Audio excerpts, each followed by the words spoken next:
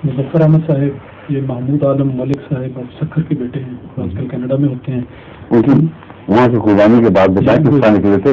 1985 میں سکھر کیس میں یہ 11 ماہ اسیر رہے مولانا، وقف زندگی ہیں اور آج کل رکیم پریس میں انچارج کے طور پہ کام کر رہے ہیں. فرمائیے. پاکستان میں قومی اسمبلی نے ابھی حال ہی میں آئین میں 8ویں ترمیم میں آئین میں جو کچھ حصے منسوخ کیے ہیں، اس کو پاکستان میں بہت تاریخ ساز کارنامہ کہا جا رہا ہے اور کہا کہ بڑا سنہرے حروف سے لکھا جائے گا. تو اس سے پہلے حضور کا تبصرہ اس سنہری حروفوں کو سیاہی بھی داخل ہو گئی ہے کیونکہ انصاف کا تقاضا نہیں پورا کیا گیا، عوام سے ڈر کر یہ کیا گیا ہے.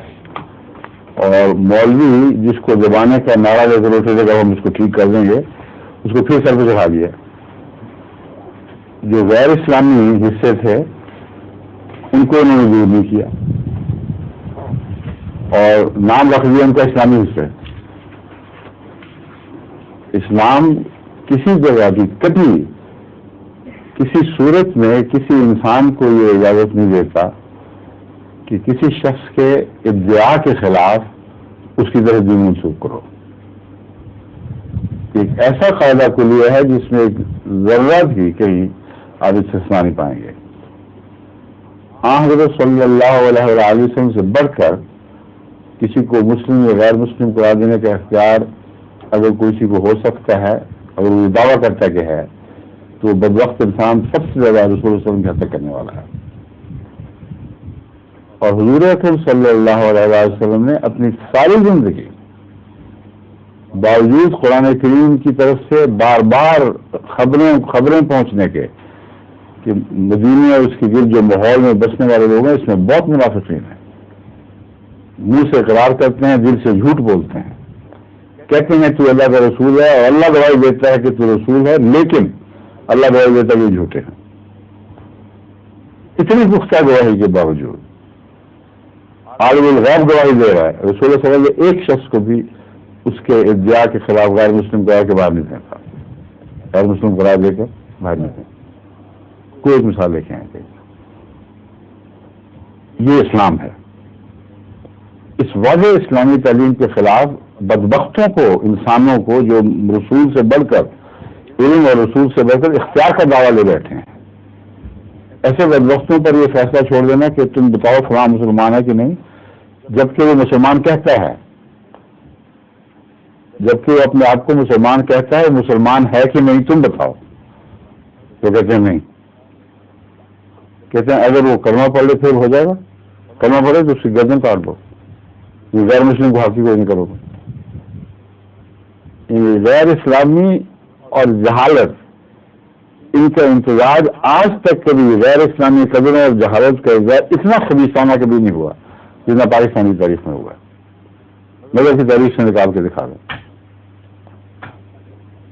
وہ کلمہ جو مسلمان بنانے کے لیے ضروری ہے، وہ کلمہ پڑھو تو جان جاتی ہے، اور نہ پڑھو تو غیر مسلم ثابت. اور غیر مسلم ثابت کس طرح؟ مولوی نے کہا ہے کہ نہیں ہے، اس لیے ایسا شخص دل میں بھی کلمہ پڑھے تو مسلمان نہیں ہوگا کیونکہ مولوی نہیں مانتا. یہ ایک بدبخت چکر ہے جس کو توڑنا چاہیے تھا اس حکومت کو. جب تک اس چکر کو نہیں توڑیں گے پاکستان مولوی کی نحوست کے چکر سے کبھی بھی باہر نہیں جا سکتا. جتنے مرضی جشن منائیں، جتنے مرضی بغلیں بجائیں، اس لعنت میں تو ابھی بھی مبتلا ہیں جو پہلے تھی. اس سب غلط کانسٹیٹیوشن کو توڑ کے پھینکیں. اور دوسرے بیوقوفی کی حد ہے اس رجیم کی. میں ان کی عقل کی بھی تعریفیں کیا کرتا تھا، اب بیوقوفی کا بھی قصہ سن لیں. کہتے خوب گرے ہم سے تھوڑا سا گلا بھی سن لو. یہ جس ضیاء کی پیداوار ہیں یہ لوگ، اس کی تو تقریباً تمام ترمیم ختم کر بیٹھے ہیں. اور بھٹو جس کی مخالفت کا دعویٰ کرتے ہیں، اس کی وہ ترمیم جس پر بنیاد ہے اس ساری قواعد کی، اس پر ہاتھ ڈالنے کی ضرورت نہیں. بھٹو ابھی بھی سوار ہے ان کے اوپر. اس لیے چاہیے تھا پہلے بھٹو کی ترمیم ختم کرتے پھر آتے اس طرف. ان کے بابا امجد تو موجودہ رجیم والے ان کے سارے زیادہ ساری ہیں نا، ان کی وہ ترمیم جس نے انہوں نے سیاست کو ختم کیا تھا، اس ساری ترمیم کو کلیت صاف کر دیا ہے. وہ ترمیم جو بھٹو کی ترمیم کا شاخسانہ ہے اس پر ہاتھ نہیں ڈال سکتے. تو ویسے بھی یہ بڑی بے وفائی ہے اپنے بزرگ کی ترمیمیں ختم کر دینا، اور اپنے مخالف جس کو مخالف گردانتے ہیں ہمیشہ سے سمجھتے آ رہے ہیں اس کی ترمیموں پر ہاتھ نہیں ڈال سکتے، اس لیے کہ مشرک ہو چکی ہے قوم، مولوی سے ڈرتی ہے. اور وہ سیاست جو ملا سے ڈر جائے اس کی کوئی بھلائی نہیں ہو سکتی کبھی.